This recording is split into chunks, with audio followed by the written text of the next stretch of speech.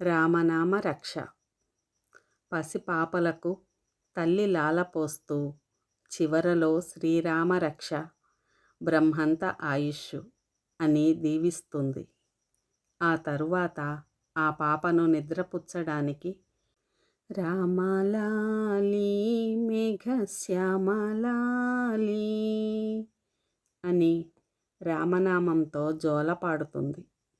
ఇలా రామనామం పసి వయస్సు నుంచి మానవ జీవితాలకు రక్షగా వెన్నంటి ఉంటుంది.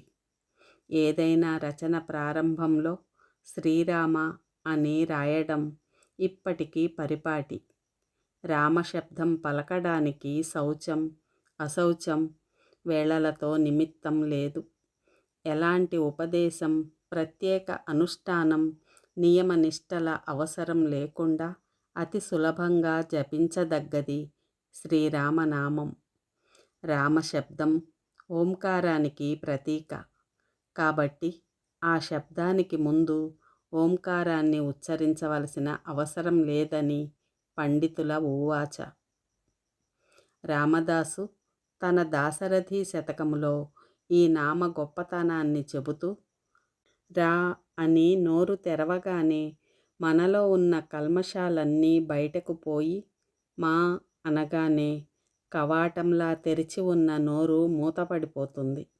కాబట్టి ఎలాంటి కల్మషాలు లోపలకు చేరవనే భావంతో ఒక పద్యంలో చెప్పాడు. తన సంకీర్తనలో ఒకచోట తారక మంత్రము కోరిన దొరికెను ధన్యుడనైతిని రామా అంటూ రామనామ ప్రాశస్త్యాన్ని వివరించాడు. ఒకసారి రామనామం ఉచ్చరిస్తే 1000 నామాలు పఠించినంత ఫలితాన్ని ఇస్తుందని శివుడు పార్వతీకి తెలియచేసినట్లు విష్ణు సహస్రనామాల ద్వారా తెలుస్తోంది. శరీరానికి దెబ్బ తగిలినప్పుడో, జ్వరాదులు బాధించినప్పుడో శ్రీరామ నామస్మరణ చేతనే ఆ బాధల నుంచి రక్షణ పొందవచ్చు అని పోతన భాగవతంలో రామనామ స్ఫురణ గొప్పతనాన్ని చెప్పాడు. మరో చోట రామదాసు ఆ దశరథరాముని దయ మనకుండగా తక్కువేమి మనకు రాముడొక్కడుండు వరకు అని రాముడు తన వెనకే ఉన్నాడనే ధీమా వ్యక్తం చేశాడు. ఆయనే మరొక సందర్భంలో యమకింకర్లు ముంగిట్లో నిలబడినప్పుడో, రోగాలు చుట్టుముట్టినప్పుడో, వార్ధక్యం మీద పడి కంఠం కఫంతో నిండిపోయినప్పుడో రామనామాన్ని స్మరించగలుగుతానో లేదో, కాబట్టి నీ స్మరణ ఇప్పుడే మొదలు పెడతానని చెబుతాడు. రాముడి గురించి ఎన్నో స్తోత్రాలు, శతకాలు ఉన్నాయి. ఎలాంటి తారతమ్యాలు లేకుండా చదువుకోదగ్గ రక్షక కవచం లాంటిది రామరక్షా స్తోత్రం. ఈ స్తుతిలో 38 శ్లోకాలున్నాయి. దీన్ని ఎవరైనా, ఎక్కడైనా, ఎప్పుడైనా సులభంగా చదువుకోవచ్చు.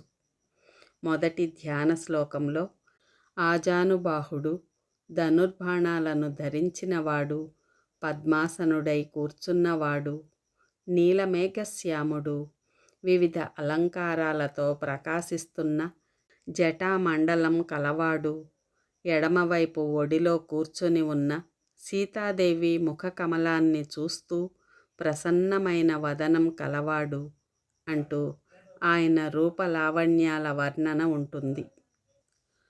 తరువాత శ్లోకంలో శరీరంలో ఉన్న ప్రతి అవయవాన్ని రాముడు ఎలా కాపాడుతాడో అనేక విశేషణాల రామనామాల కలబోతతో చెబుతాయి. చివరి శ్లోకాలు ఈ స్తోత్ర పారాయణ వల్ల కలిగే ఫలాలను తెలుపుతాయి. ఈ రామరక్షా స్తోత్రాన్ని బుధకౌశిక మహర్షికి స్వయంగా పరమేశ్వరుడు స్వప్నంలో కనిపించి ఉపదేశించాడంటారు. శ్రీరామరక్ష సర్వజగద్రక్ష అంటారు అందుకే.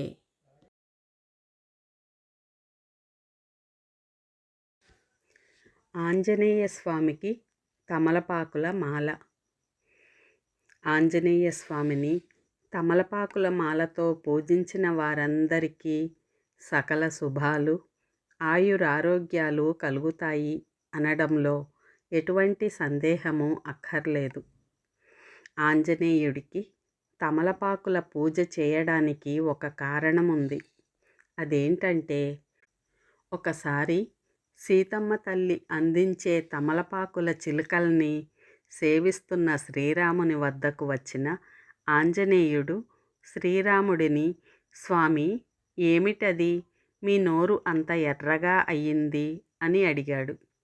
అప్పుడు రాముడు, తమలపాకులు తింటే నోరు ఎర్రగా అవుతుంది, అంతేకాదు ఆరోగ్యానికి చాలా మంచిది అని చెప్పగానే వెంటనే ఆంజనేయుడు అక్కడి నుండి వెళ్ళిపోయి కొంతసేపటికి ఒళ్ళంతా తమలపాకులను కట్టుకొని గంతులు వేసుకుంటూ ఆనందంగా వచ్చాడు. స్వామివారు ఎక్కువగా తమలపాకు తోటల్లోనూ, కదళీవనం అంటే అరటి తోటల్లోనూ విహరిస్తారు. ఆంజనేయ స్వామి రస సంభూతుడు. తమలపాకులు శాంతినిస్తాయి. అందువలన తమలపాకులతో పూజించటం వలన మనకు కూడా శాంతి, సుఖము లభిస్తాయి. తమలపాకులకు మరో పేరు నాగవల్లి దళాలు. తమలపాకులతో పూజించటం వలన నాగదోష శాంతి కూడా జరుగుతుంది. ఆంజనేయ స్వామివారికి తమలపాకుల హారాన్ని వేయుట వలన ఎన్నో విధాల లాభాలు కలుగుతాయి. అవి: 1. లేత తమలపాకుల హారాన్ని వేస్తే రోగాలతో ఇబ్బందులు ఎదుర్కొనే వారికి త్వరగా గుణం కనిపిస్తుంది. 2. ఆంజనేయ స్వామికి తమలపాకుల హారాన్ని వేస్తే మంత్ర సంబంధితమైన పీడలు తొలగిపోతాయి. 3. స్వామికి తమలపాకుల హారాన్ని వేయిస్తే సంసారంలో సుఖం లభిస్తుంది. 4. స్వామికి తమలపాకుల హారాన్ని వేస్తే పిల్లల ఆరోగ్యం బాగుపడి వారు బాగా ఎదుగుతారు. 5. వ్యాపారం చేసే సమయంలో చాలా నష్టాలు వస్తూ ఉంటే స్వామికి తమలపాకుల హారాన్ని వేయిస్తే తమలపాకులు, పండ్లు దక్షిణ సమేతంగా దానం చేస్తే వ్యాపారం బాగుపడుతుంది. 6. స్వామికి తమలపాకుల హారాన్ని వేయిస్తే సంఘంలో గౌరవనీయ వ్యక్తిగా మారుతారు. 7. శనైశ్చర దృష్టి ఉన్నవారు ఆంజనేయ స్వామికి తమలపాకుల హారాన్ని వేస్తే శనీశ్వరుడి అనుగ్రహం కలుగుతుంది. 9. వైద్యపరంగా నయం కాని వ్యాధులు ఉన్నవారు స్వామికి తమలపాకుల హారాన్ని వేసి ప్రసాదాన్ని తింటూ ఉంటే అన్ని రోగాలు నివారణ అవుతాయి. 9. సుందరకాండ పారాయణం చేసి స్వామికి తమలపాకుల హారాన్ని వేస్తే అన్ని కార్యాలలో విజయం సిద్ధిస్తుంది. 10. హనుమాన్ చాలీసా చదివి స్వామిని ప్రార్థించి తమలపాకుల హారాన్ని వేస్తే పరమాత్ముని అనుగ్రహం ఉంటుంది. 11. వాద వివాదాల్లో స్వామిని ప్రార్థించి తమలపాకుల హార ప్రసాదాన్ని తింటే జయం మీది అవుతుంది. 12. తాంబూల దానంతో గంగాదేవి సంతృప్తి పడుతుంది.